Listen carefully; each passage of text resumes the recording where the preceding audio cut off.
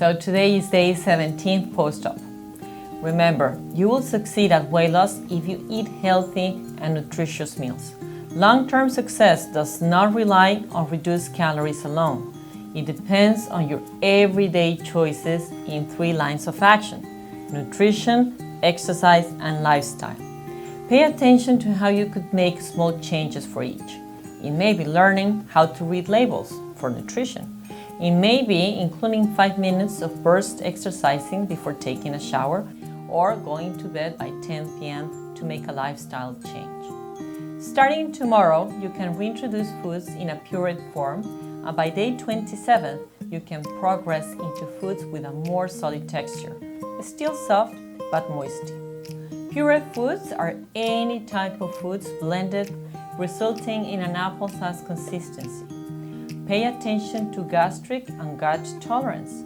If you cannot pass food down, or if you get bloated, you should wait to reintroduce that particular food until a few weeks later.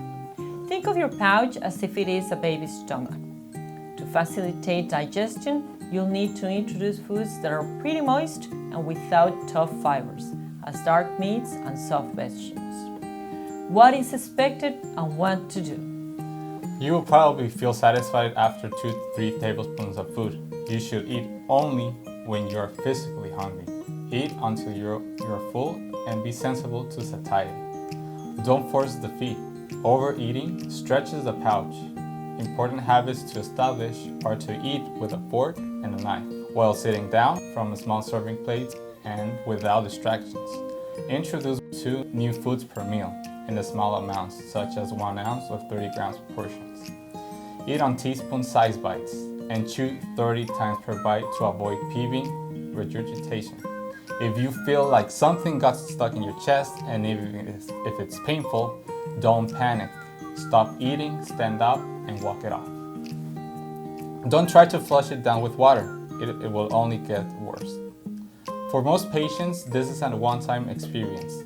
Learn from it, and next time, either chew more or reduce your bite size. You should also emphasize eating protein sources.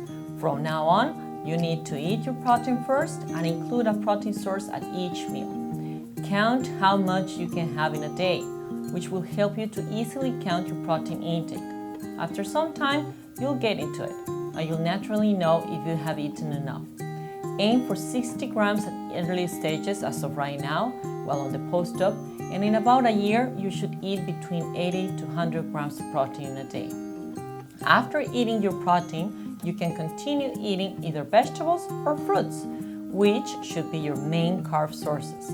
Avoid tough fibers for now, seeds and skin. It's better to eat your food, but if you cannot meet your protein intake, drink bariatric nutritional protein shakes.